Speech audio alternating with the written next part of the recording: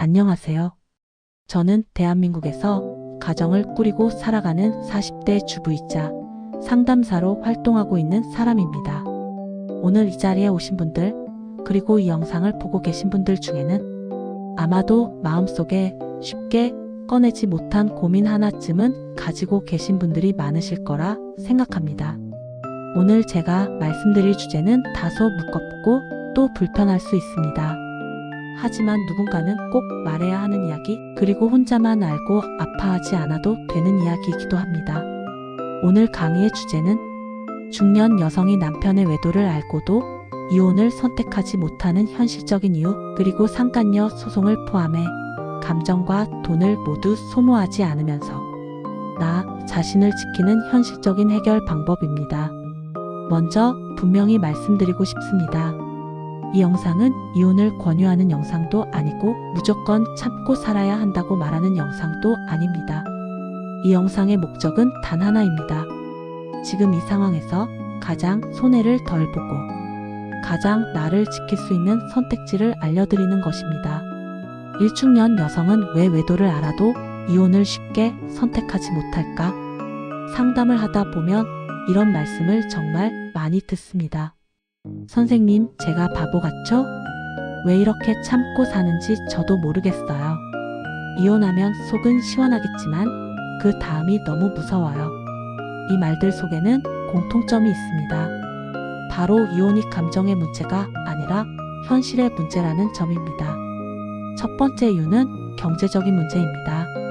40대 후반, 50대 이후의 여성분들 중 상당수는 전업주부이거나 경력이 단절된 상태인 경우가 많습니다. 이혼을 하게 되면 당장 생계, 주거, 노후 문제가 눈앞에 놓입니다. 재산 분할이 있다 하더라도 그 돈으로 남은 인생 전체를 책임질 수 있을까라는 불안이 생깁니다. 특히 요즘처럼 물가가 높고 집값이 부담스러운 현실에서는 그 불안이 더 커질 수밖에 없습니다. 두 번째는 자녀 문제입니다. 자녀가 아직 독립하지 않았거나 결혼은 했지만 여전히 부모의 도움이 필요한 경우, 혹은 손주를 돌봐주고 있는 상황이라면 이혼은 단순히 부부의 문제가 아니라 가족 전체의 구조를 흔드는 일이 됩니다. 아이들에게 상처 주고 싶지 않다. 지금 이 나이에 부모 이혼을 겪게 하고 싶지 않다. 이 마음 결코 약함이 아닙니다. 그만큼 책임감이 크다는 뜻이기도 합니다. 세 번째는 사회적 시선과 고립에 대한 두려움입니다. 우리는 아직도 이 나이에 이혼해서 혼자 사는 여자라는 시선이 완전히 사라지지 않은 사회에 살고 있습니다. 명절, 모임, 경조사, 주변의 말 한마디 한마디가 상처가 될 수 있다는 걸 중년 여성분들은 너무나 잘 알고 계십니다. 네 번째는 정서적 의존과 오랜 시간의 습관입니다. 20년, 30년을 함께 살아온 사람과의 관계는 사랑이 아니라 생활이 되어 있습니다. 익숙함, 정, 가족으로 묶인 관계는 배신을 알면서도 쉽게 끊어내기 어렵습니다. 그럼 그냥 참고 살아야 하나요? 라는 질문에 대한 답. 이 지점에서 많은 분들이 이렇게 묻습니다. 그럼 저는 그냥 참고 살아야 하나요? 제가 감수해야 할 몫인가요? 아닙니다. 참는 것과 전략적으로 대응하는 것은 전혀 다릅니다. 중요한 건 감정적으로 폭발하지 않고 현실적으로 준비하는 것입니다. 여기서부터가 정말 중요합니다. 외도를 알았을 때 가장 먼저 해야 할 일. 첫 번째, 증거 수집입니다. 감정적으로 따지기 전에 반드시 객관적인 증거를 확보해야 합니다. 문자, 카카오톡, 사진, 영상, 통화 기록, 계좌 내역 등 불법이 아닌 범위 내에서 차분하게 모아두셔야 합니다. 이 단계에서 가장 많이 하는 실수가 증거도 없이 바로 따지고 상대가 모든 흔적을 지워버리게 만드는 것입니다. 두 번째, 감정 통제입니다. 분노, 배신감, 수치심은 너무나 당연한 감정입니다.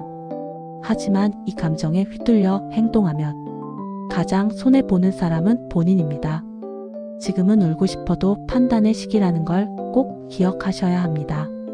상간녀 소송 꼭 해야 할까?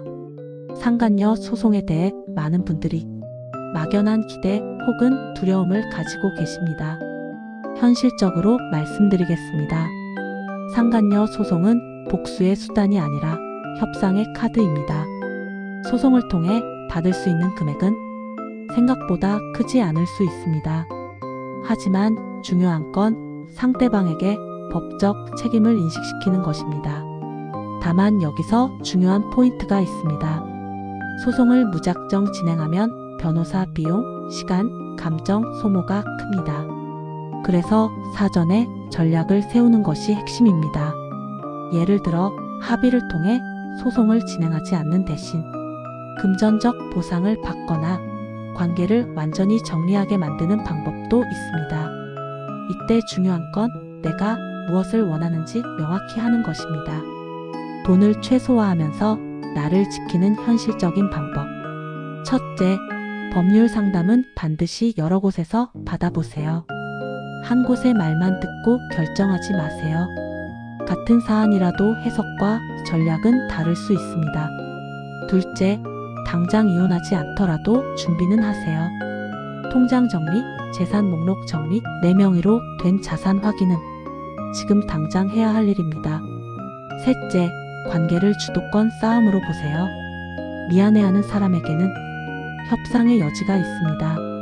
이때 감정적으로 용서해버리면 주도권은 다시 상대에게 넘어갑니다. 가장 중요한 마지막 이야기. 여기까지 들으시면서 마음이 무거워지신 분도 계실 겁니다. 하지만 꼭 기억하셨으면 합니다. 이혼을 하지 않는다고 해서 당신이 패배자가 되는 것은 아닙니다. 이혼을 한다고 해서 당신이 성공자가 되는 것도 아닙니다. 중요한 건 어떤 선택이 지금의 나에게 가장 덜 아픈가, 그리고 앞으로의 나를 지켜줄 수 있는가입니다.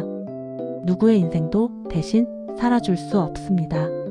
하지만 혼자서 버티지 않아도 되는 방법은 있습니다. 이 영상이 지금 어두운 터널 안에 계신 분들에게 작은 등불 하나가 되었으면 좋겠습니다. 끝까지 들어주셔서 감사합니다.